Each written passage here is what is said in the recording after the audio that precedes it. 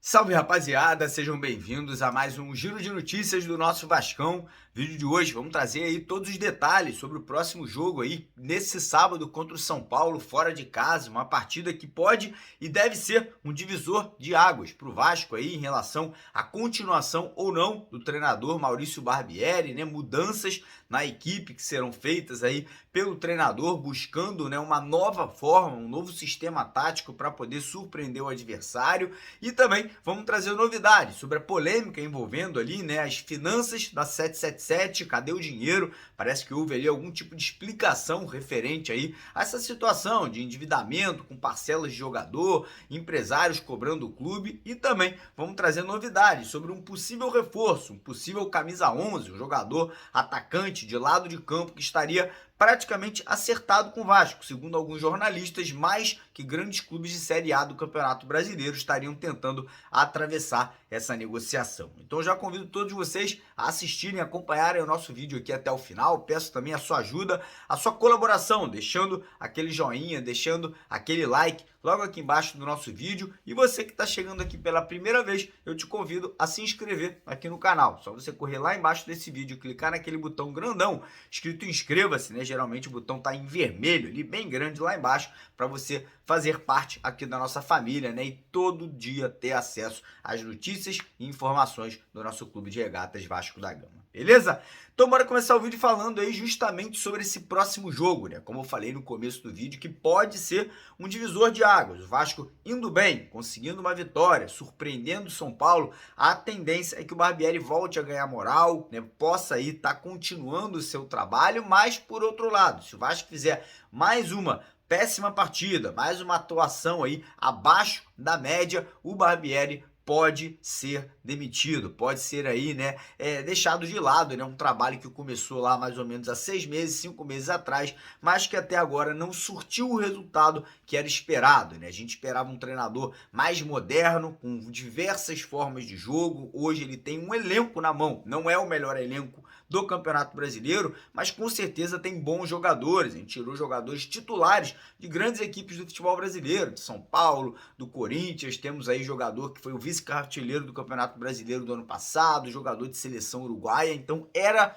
para esse time estar jogando, atuando de uma forma melhor do que vem jogando nesse momento, né? O Vasco hoje é praticamente o time ali que está na boca da zona de rebaixamento, e caso o Vasco empate ou perca do São Paulo nesse sábado e o Corinthians empatando ou vencendo, o Vasco entraria na zona de rebaixamento. Então uma pressão muito grande, né, nesse momento. Inclusive houve um puxão de orelha, parece que membros ali, executivos da 777, o próprio Paulo Brax teve ali uma reunião, teve uma conversa com o Barbieri, com a comissão técnica, e em tom de cobrança, né, em tom ali de que realmente do jeito que está não pode ficar. E o Barbieri ouviu tudo isso, assimilou, né, e parece que vai tentar levar a campo algo diferente, né? Fará mudanças na equipe, né? A gente não sabe ainda se ele também fará mudanças no esquema tático. Ele sim treinou um esquema com 3 zagueiros, 6 jogadores no meio de campo e o Pedro Raul centralizado, mas não garantiu que o Vasco vai jogar assim, né? Não é certo ainda que o Vasco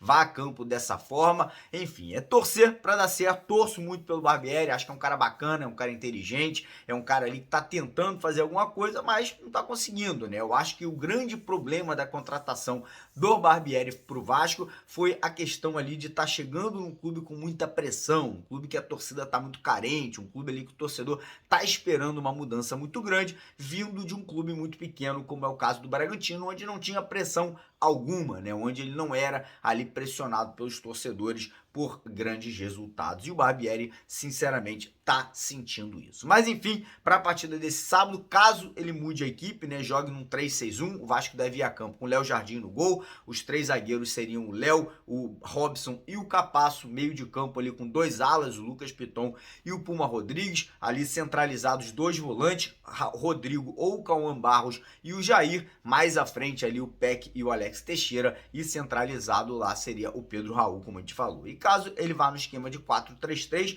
que é o esquema que ele já vem utilizando, seria o mesmo time aí da última partida, né, com a provável saída do Figueiredo e a saída do Galarza para as entradas do Cauã Barros ou do Rodrigo e ali na frente, né, o Alex Teixeira ou o Orediano ganhando a vaga do Figueiredo. Mas enfim, é aguardar, torcer. O certo é o seguinte, as casas de apostas estão aí dando Vasco como o azarão total para essa partida. Ninguém das casas de apostas estão acreditando na vitória do Vasco. Lá na 1xBet eles estão pagando praticamente R$6 para cada R$1 apostado. Eu já fiz a minha fezinha, né? Botei R$100 ali na vitória do Vasco ali por um placar magro ali, qualquer vitória, 1-0, 2-1, a gente vai estar ganhando R$600 se a gente botar R$100 na vitória do Vascão.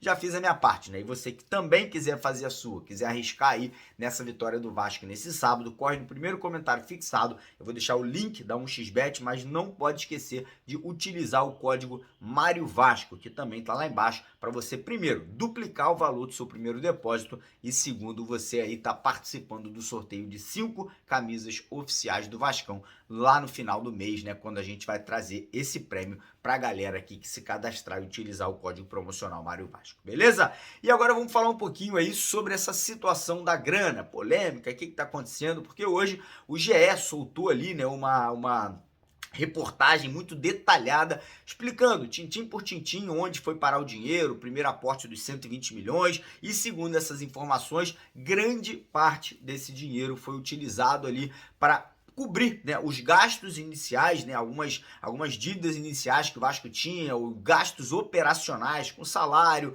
manutenção, reformas ali que foram feitas nos centros de treinamentos, que não foram muito grandes, mas são gastos que infelizmente o Vasco teve que ter porque o clube associativo não estava arcando com essa grana. E depois ali o Vasco obviamente gastou mais algum dinheiro com as contratações parceladas que fez, e nesse momento o Vasco segue no aguardo ali de grana que vai entrar, de direito de televisão e principalmente o próximo aporte de mais 120 milhões de reais que vai entrar no clube no mês de agosto. Então, segundo o GE, isso aí já era esperado, né, que o Vasco teria uma certa dificuldade para fazer alguns pagamentos, por esse motivo estaria renegociando, né, parte aí de algumas parcelas, como no caso do Puma Rodrigues e também do Capasso, e a situação do Andrei, né, que o Vasco recebeu parte da venda do jogador, não recebeu todo o valor ainda. A segunda parcela, por exemplo, o Chelsea só vai pagar ao Vasco no mês de janeiro de 2024. Então, segundo o GE, o Vasco ali estaria tranquilo, a 777 não estaria ali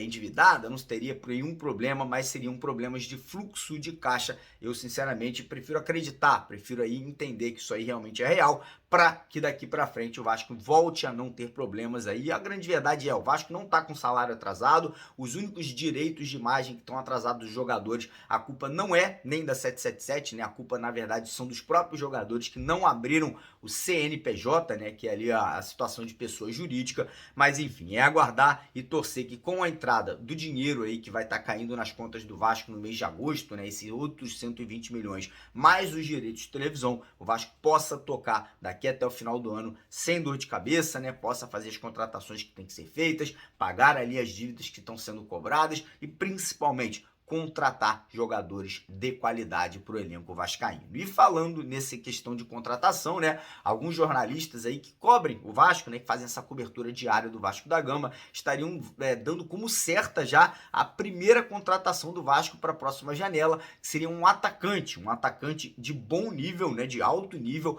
para os lados de campo. Esse jogador chegaria para poder brigar ou ganhar a posição que hoje é ocupada pelo Alex Teixeira. Então, essa contratação ainda não tem o seu nome divulgado, né? O nome segue sendo mantido em sigilo, a gente não sabe se é um jogador brasileiro, se é um jogador que vem da Europa, se é um jogador sul-americano, mas a informação que a gente obteve hoje é que outros 3 clubes brasileiros, clubes aí que estão brigando, né, no topo da tabela, estariam tentando atravessar, né? Estariam tentando aí tirar esse jogador do Vasco, né? Ou pelo menos tirar essa negociação do Vasco e levar para os seus clubes. Enfim, é acreditar que o Vasco vai, como eu falei, trazer bons atletas. Eu acho que atacante de lado de campo é importante, mas eu acho que as prioridades deveriam ser um primeiro volante e um meia armador, um camisa 10, porque essas são as maiores carências que o Vasco tem no elenco nesse momento. Atacante lá de campo hoje nós temos um Peck, um Orediano, do outro lado tem o Alex Teixeira, tem ali o Eric Marcos, tem o próprio Figueiredo que pode jogar por ali, então eu acho que a gente tem jogadores. É importante contratar mais? Sim, mas o foco, a prioridade deveriam ser outras, pelo menos na minha opinião. Mas quero saber sua opinião aqui embaixo nos comentários, deixa aí o que você pensa sobre tudo isso e mais uma vez convidar você que ainda não está inscrito no canal a se inscrever aqui embaixo naquele botão vermelho e não esquecer de deixar aquele joinha, aquele like no nosso vídeo, beleza? Grande abraço de vascaíno para vascaíno, porque aqui é Vasco. Valeu!